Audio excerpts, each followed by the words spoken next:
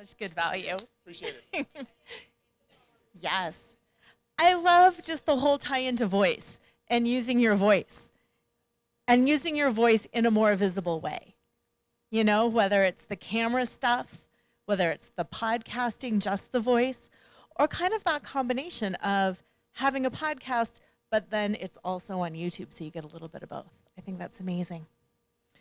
So the gods of technology are laughing so hard right now, and they're making such messes. Carrie has got a link. There you are. Yes. Yes. Ah.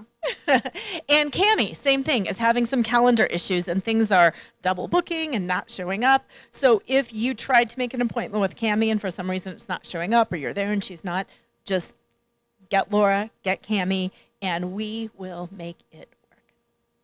Okay? We have been talking quite a lot about voice.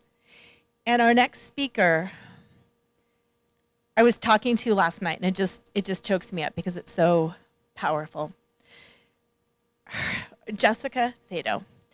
It's all about saying what you want to say. And she grew up in a Middle Eastern country. And you know, sometimes we don't realize how privileged we are here. We're like, I can't say that at work, and and I can't say that here.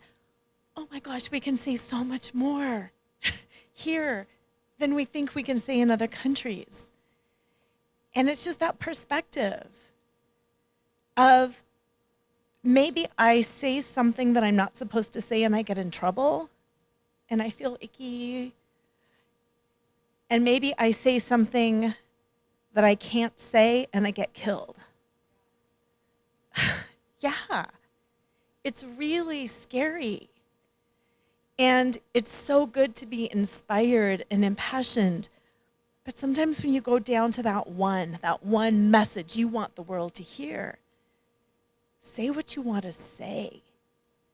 And what does that really mean? And what can we do to lift up other women, other passionate thought leaders to create that ripple effect so we can all say what we want to say? And yes, Jess is going to be talking about being on the TEDx stage and saying what you want to say and putting your message out there in, you know, a bold and glittery way. But I just wanted to anchor her talk with the fact that saying what you want to say has a cultural lens. It has an economic lens. There's so many different lenses to saying what you want to say. And to take a moment to just recognize how awe-inspiring it is that we're all here this weekend, these 3 days, saying what we want to say. So let's welcome Miss Jessica Sato to the stage, and we will talk about saying what we want to say. Let the words fall.